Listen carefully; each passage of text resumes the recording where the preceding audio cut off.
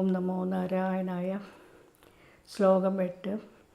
ശബ്ദാദ്യോമക്തദസസർജിതവിഭോ സ്പർശം തദോ മാരുതം തസ്മാരൂപമധോ മഹോദജരസം തോയം ജഗന്ധം മഹീം. ഏവം മാധവ പൂർവപൂർവകലനാ ആദ്യധ്യാധർമാന്യുതം ഭൂതഗ്രാമമിമം ത്വമേവ ഭഗവൻ പ്രാകാശയത്താമസാത്. ശ്ലോകം 9.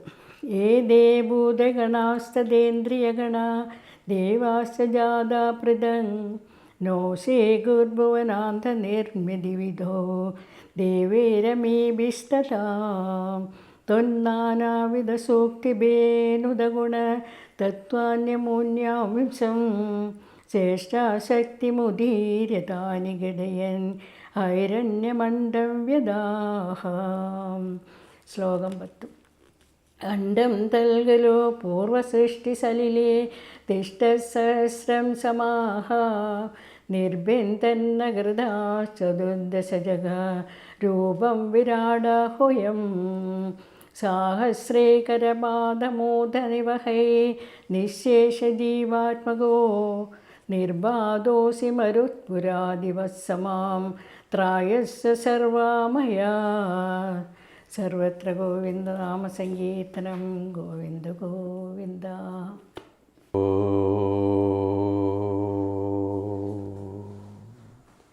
നമസ്തേ.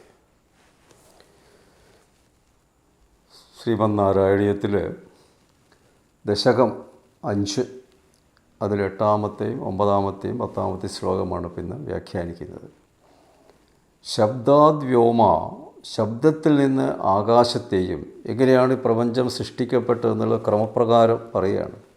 തതസ്പർശം, ആകാശത്തിൽ നിന്ന് സ്പർശത്തെയും, അതഹ മാരുതം, ആ സ്പർശത്തിൽ നിന്ന് വായുവിനെയും, തസ്മാത് രൂപം, വായുവിൽ നിന്ന് രൂപത്തെയും, തതഹ മഹ, ആ രൂപത്തിൽ തേജസ്സിനെയും അതായത് അഗ്നിയെയും, അധചാരസം, ആ തേജസ്സിൽ നിന്ന് രസത്തെയും, തോയം ഗന്ധം മഹിംച, ജലം ഗന്ധം ഭൂമി എന്നിവയെയും, പിന്നീട് ജലത്തെയും, ജലത്തിൽ നിന്ന് ഗന്ധത്തെയും, ഗന്ധത്തിൽ നിന്ന് ഭൂമിയെയും വിഭോ സസർജിത, ഗുരുവായൂരപ്പ അങ്ങ് സൃഷ്ടിച്ചു.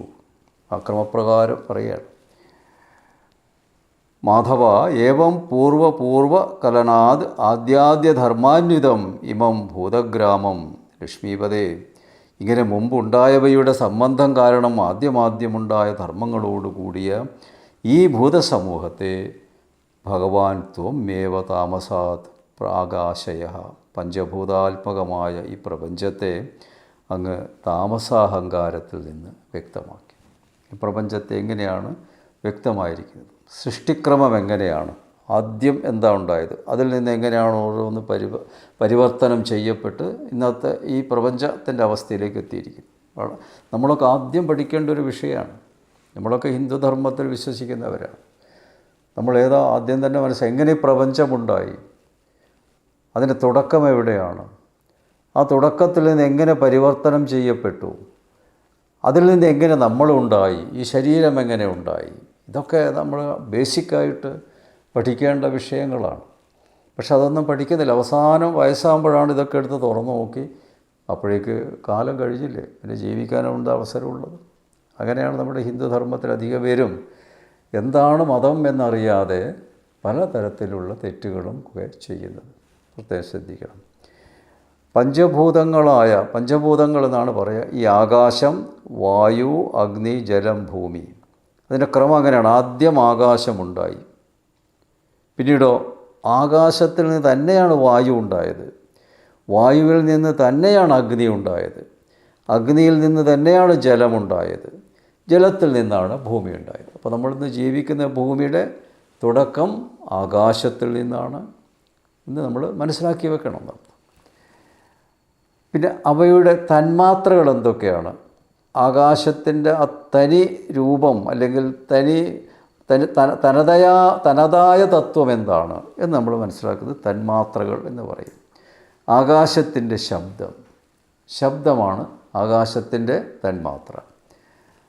വായുവിൻ്റെയോ സ്പർശം, അഗ്നിയുടെയോ രൂപം, പിന്നീട് ജലത്തിൻ്റെയോ രസം, ഭൂമിയുടെയോ ഗന്ധം. ഇത് ഈ പഞ്ചഭൂതങ്ങളിൽ നിന്നാണ് നമ്മൾ തിരിച്ചറിവ് ഉണ്ടാവുന്നത്. ശബ്ദം, ഇത് നമ്മുടെ സ്പേസ് ഉണ്ടല്ലോ, അത് കംപ്ലീറ്റ് ശബ്ദതരംഗങ്ങളാൽ പൂരിതമാണ്. അതാണ് ശബ്ദം പറയാൻ കാരണം.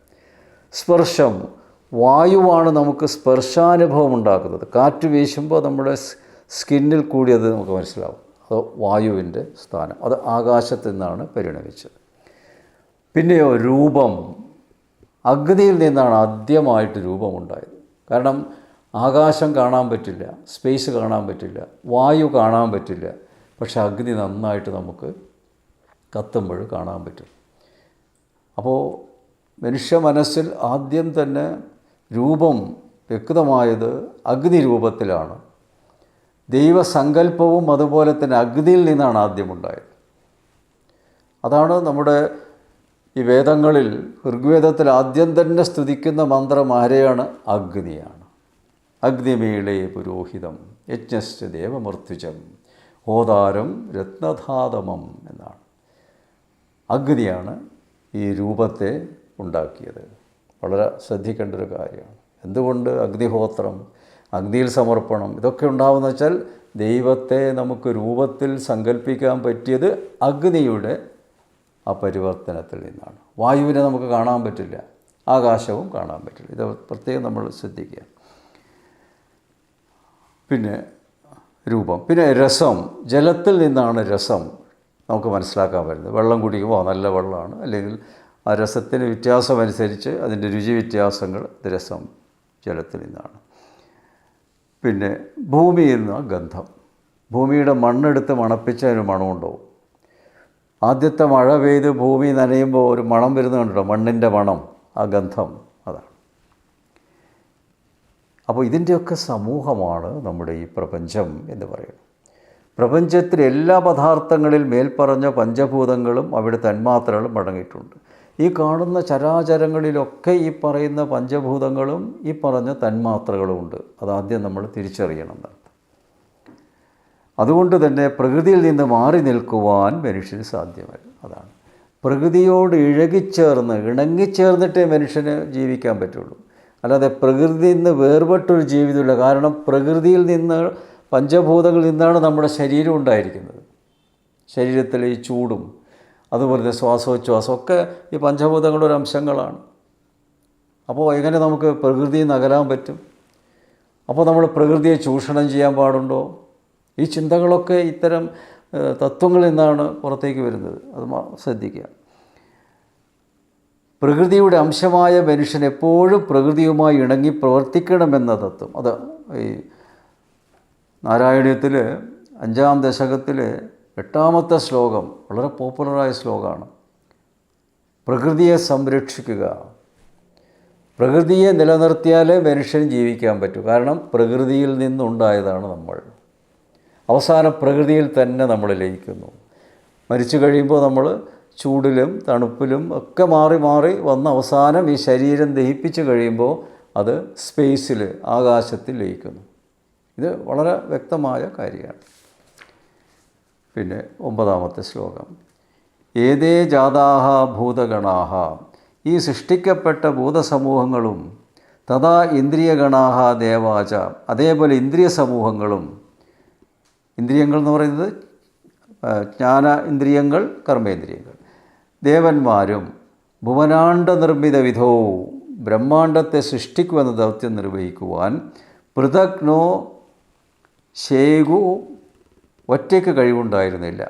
തഥാ അമീഭി ദേവൈ നാനാവിധ സൂക്തിഭിഹി നുതഗുണത്വം, ആ ഘട്ടത്തിൽ ദേവന്മാരാൽ പലതരത്തിലുള്ള സൂക്തങ്ങളെ കൊണ്ട് സ്തുതിക്കപ്പെട്ട ഗുണങ്ങളോടുകൂടി അങ്ങ് അമുനിതത്വാനി ആവിശൻ, ഈ ഭൂതാദി തത്വങ്ങളിലേക്ക് പ്രവേശിച്ച് ചേഷ്ടാശക്തിയും ഉദിരുതാനി ഘടയൻ, കർമ്മം ചെയ്യുവാനുള്ള ശക്തിയെ നൽകി അവയെ സമന്വയിപ്പിച്ച് ഹൈരണ്യം അണ്ഡം വ്യഥാഹ, സ്വർണമായ അണ്ഡത്തെ, മുട്ടയെ സൃഷ്ടിച്ചു. അതാണ് ബ്രഹ്മാണ്ഡം എന്ന് പറയുക.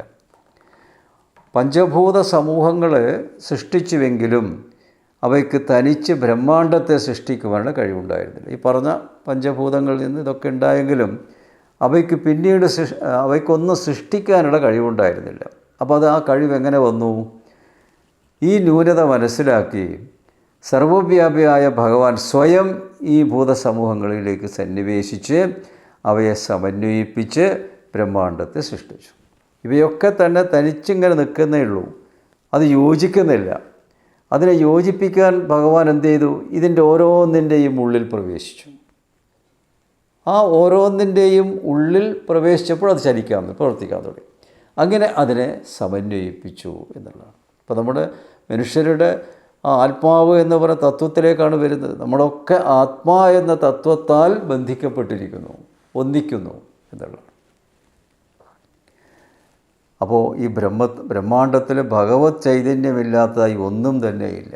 പ്രകൃതിയിലുള്ള ഓരോ മണൽത്തരിയിലും അതുപോലെ വളരെ സൂക്ഷ്മമായ വസ്തുക്കളിലുമൊക്കെ ദൈവീക ചൈതന്യമുണ്ട്. ഇത്ര മനോഹരമായ സങ്കല്പമാണ് നമ്മുടെ ഹൈന്ദവ സംസ്കാരത്തിൻ്റെ ആ തത്വങ്ങൾ. എല്ലാത്തിനെയും ചരാചരങ്ങളെ മുഴുവനെയും നമ്മൾ സ്നേഹിക്കണം. അതല്ലേ ഭഗവാൻ ഭക്തിയോഗത്തിൽ പറഞ്ഞത്, എൻ്റെ ഭക്തനാകണമെങ്കിൽ ഞാൻ സൃഷ്ടിച്ചതിനെയൊക്കെ സ്നേഹിക്കണം, ഒന്നിനോടും വെറുപ്പ് കാണിക്കാൻ പാടില്ല. അദ്വേഷ്ടാ സർവഭൂതാനാം, മാത്രമല്ല അവയോടൊക്കെ സ്നേഹവും കാരുണ്യവും കാണിക്കണം. ഇപ്പോൾ നമ്മൾ ചെടി നട്ട് വളരുമ്പോൾ അതിനൊന്ന് തലോടി നമ്മുടെ കരസ്പർശമേൽക്കുമ്പോൾ അത് വളരുന്നു, കൂടുതൽ പൂക്കൾ തരുന്നു. അതുപോലെ പച്ചക്കറികളാണെങ്കിൽ അതും അതുപോലെ തന്നെ. പശുക്കൾ, മൃഗങ്ങളൊക്കെ നമ്മളൊന്ന് തലോടി നോക്കൂ, അത് വളരെ സ്നേഹിക്കും. അങ്ങനെയുള്ള ആ ഒരു ബന്ധമാണ് മനുഷ്യനുണ്ടായിരിക്കേണ്ടത്. മനുഷ്യനും മൃഗവും മറ്റുമെല്ലാം തന്നെ ഒരേ തത്വത്തിൽ നിന്നാണ് ഉണ്ടായത്. വേറെ മനുഷ്യൻ്റെ വേറെ, മറ്റുള്ള പർവ്വതങ്ങളുടെ വേറെയല്ല. ചരാചരങ്ങൾ, ചലിക്കുന്നവയും ചലിക്കാത്തവയും ഒക്കെ അതിൽ ഉൾപ്പെടുന്നു എന്നുള്ള ആ വസുധൈവ കുടുംബകം, ആ ഒരു വാക്ക് എങ്ങനെയാവുന്ന ഇതിൽ നിന്നാണ് വന്നിരിക്കുന്നത്. ബോംബെയിൽ ജനിച്ചാലും ശരി, ഗ്രീസിൽ ജനിച്ചാലും ശരി, വേറെ ഏത് ഈ ഭൂമിയിൽ എവിടെ ജനിച്ചാലും ആ കുടുംബത്തിലെ അംഗമാണ് നമ്മളതാണ്. ഒരാളെ നമുക്ക് വേറെ കാണാൻ പറ്റും. വിദേശിയാണ് എന്നൊരിക്കലും ഒരു യഥാർത്ഥ ഹിന്ദുവിന് പറയാൻ പറ്റില്ല. അവരടക്കം എല്ലാവരും ഉൾക്കൊള്ളണം. അതാണ് നമ്മുടെ ഈ വേദാന്തങ്ങളൊക്കെ ഉദ്ഘോഷിക്കുന്നത്. അതിവിടെ മനോഹരമായിട്ട് ഭട്ടതിരിപ്പാട് അവതരിപ്പിക്കുകയാണ്. അതിൽ ഭഗവത്ഗീതയിലെ ജ്ഞാനവിജ്ഞാന യോഗത്തിൽ ശ്രീകൃഷ്ണൻ അർജുനോട് പറയുന്നത് ശ്രദ്ധിക്കുക. മത്ത പരതരം നാന്യത് കിഞ്ചിദസ്തി ധനഞ്ജയ മയി സർവമിതം പ്രോതം സൂത്രേ മണികണായിവ. ബൈഹാർട്ട് പഠിക്കേണ്ട ശ്ലോകമാണ്. അർജുന, എന്നിൽ നിന്ന് അതീതമായി വേറെ ഒന്നും തന്നെയില്ല. എല്ലാറ്റിലും എൻ്റെ ചൈതന്യമുണ്ട്, എൻ്റെ ചൈതന്യമില്ലാത്ത ഒന്നുമില്ല. എങ്ങനെയാണോ ചരടിൽ മണികളെ, മുത്തുകളെ എന്ന പോലെ എന്നിലെല്ലാം കോർക്കപ്പെട്ടിരിക്കുന്നു. ആ ഒരു ചരടിൽ മണികൾ കോർക്കുന്നത് പോലെ, അല്ലെങ്കിൽ ഒരു ചരടിൽ പൂക്കളെ കോർക്കുന്നത് പോലെ ഈ പ്രപഞ്ചത്തിലുള്ള സകല പദാർത്ഥങ്ങളെയും ഞാനാകുന്ന ആത്മചരടിൽ കോർത്തിരിക്കുന്നു. അപ്പോഴെങ്ങനെ നമ്മൾ അന്യനെന്ന് പറയാൻ പറ്റും? അതാണ് അവിടെ ആ ഭഗവാൻ ഗീതയിലൂടെ നമ്മോട് ആഹ്വാനം ചെയ്തതാണ്. ശ്ലോകം 10. അണ്ഡം തദ്ഖലു പൂർവസൃഷ്ട സലിലേ സഹസ്രം സമാഹ തിഷ്ഠത് തത് ഖലു അണ്ഡം. ഏറ്റവും ആദ്യം സൃഷ്ടിച്ച കാരണജലത്തിൽ അനേകം സംവത്സരം കിടന്ന അണ്ഡത്തെ തന്നെ നിർബിന്ദൻ ചതുർദശ ജഗദ്രൂപം വിരാടാഹ്വയം അകൃതഃ, അങ്ങ് മുഴുവനും വിഭജിച്ച് 14 ഭുവനങ്ങളോടുകൂടിയ വിരാട് എന്ന പേരിൽ അറിയപ്പെടാൻ കാരണമായി. നി ശേഷജീവാത്മകഃ സാഹസ്രൈ കരപാത മൂർധ ദിവഹൈ നിർബാധ അസി. സമസ്ത ജീവികളുമായി അങ്ങ് അനേകം കൈകാലുകളും ശിരസ്സുകളുമുള്ളവനായി വിരാട് സ്വരൂപനായി പ്രശോഭിച്ചു. ഇവിടെയാണ് ആ വിരാട് സ്വരൂപം എന്താണെന്നുള്ളതിൻ്റെ ചിത്രം നമ്മുടെ മനസ്സിൽ വരുന്നത്. മരുത്പുരാധിപ സ മാം സർവാമയാത് ത്രായസഹ. വിരാട് സ്വരൂപനായ ഗുരുവായൂരപ്പ, എന്നെ എല്ലാ രോഗങ്ങളിൽ നിന്നും രക്ഷിക്കണമേ എന്നാണ് പറയുന്നത്. 14 ലോകങ്ങളിലും നിറഞ്ഞു നിൽക്കുന്ന വിരാട് പുരുഷ സ്വരൂപത്തെയാണ് ഭട്ടതിരിപ്പാട് മനോഹരമായിട്ട് അവതരിപ്പിച്ചത്. 14 ലോകങ്ങളുണ്ടെന്നാണ് പറയുന്നത്. ഭൂമിയുടെ മുകളിലും താഴെയുമായിട്ട് ഭൂലോകം, ഭുവർലോകം, സുവർലോകം, മഹർലോകം, തപോലോകം, സത്യലോകം, അങ്ങനെ മുകളിൽ. താഴെയാണെങ്കിൽ അതലം, വിതലം, സുതലം, രസാതലം, തലാതലം, മഹാതലം, പാതാളം, ഇങ്ങനെ 14 ലോകങ്ങൾ. ഈ 14 ലോകങ്ങളിലും നിറഞ്ഞു നിൽക്കുന്നു ഭഗവാന്റെ സ്വരൂപം. അതിലേറ്റവും താഴെയുള്ള പാതാളത്തിലാണ് പാദങ്ങൾ. ഏറ്റവും മുകളിലുള്ള ലോകത്താണ് ഭഗവാന്റെ മുഖം. ബാക്കി അവയവങ്ങളൊക്കെ ഓരോ ലോകത്തിലാണ്. ഒന്ന് സങ്കല്പിക്കുക, സർവേശ്വരൻ എന്നുള്ള തത്വമൊക്കെ ഇതിൽ നിന്നാണ് വന്നിരിക്കുന്നത്. ഒരു മനുഷ്യരൂപം, ഒരു പുരുഷരൂപം നമ്മൾ സങ്കല്പിക്കുകയാണെങ്കിൽ ഈ 14 ലോകത്തും വ്യാപിച്ചു കിടക്കുന്നു ആ രൂപം. ആ രോമവും അതും ഇതൊക്കെ ഈ പ്രകൃതിയിൽ കാണുന്ന വസ്തുക്കളാണ് ഭഗവാൻ. അത് ഒന്നുകൂടി ഉറപ്പിക്കുകയാണ്, എല്ലാം ഒന്നാണ്, ഒന്നിൽ നിന്നുണ്ടായതാണ്, വ്യത്യാസമില്ല. മനുഷ്യ ശരീരത്തിൽ കൈയോട് നീ വേറെയാണെന്ന് പറയുമോ? കാലിനോട് നീ എൻ്റെതല്ല എന്ന് പറയാൻ പറ്റുമോ? തലമുടിയോട് ഇതെൻ്റെതല്ല, അത് വേറെയാണ് എന്ന് പറയാൻ പറ്റുമോ? അതേപോലെ ഈ പ്രപഞ്ചമാകുന്ന ഈ വിരാട് സ്വരൂപത്തെ ആണ് നമ്മൾ ദൈവമായി സങ്കല്പിക്കുന്നത്. മഹത്തായ ദൈവം എല്ലാ ദിക്കിലും നിറഞ്ഞു നിൽക്കുന്നു. സർവ്വവ്യാപി എന്ന് വെറുതെ പറയല്ല, അതിൻ്റെ രൂപവും നമുക്ക് തന്നിരിക്കുന്നു. അപ്പോൾ നമ്മൾ പ്രാർത്ഥിക്കുമ്പോഴൊക്കെ ഈ 14 ലോകത്തും നിറഞ്ഞു നിൽക്കുന്ന ആ വിരാട് സ്വരൂപനായ മഹാവിഷ്ണുവിൻ്റെ ആ രൂപം, അതാണ് പ്രാർത്ഥിക്കേണ്ടത്. 4 ഭുജങ്ങളോട് കൈകളോട് കൂടിയ ഭഗവാന്റെ പാദം പാതാളത്തിലുണ്ട് നിൽക്കുന്നു. ആ മുഖമാണ് സത്യലോകത്തിൽ. ബാക്കിയുള്ള അരക്കെട്ടും ഇതൊക്കെ ഭൂമിയും ഒക്കെ ആയിട്ടാണ് മാറിയിരിക്കുന്നത്. അപ്പോൾ അത് ശ്രീമദ് നാരായണീയത്തിൽ വളരെ ശ്രദ്ധേയമായ ഒരു ശ്ലോകമാണ് ഈ 5-ാം ദശകത്തിലെ 10ാമത്തെ ശ്ലോകം.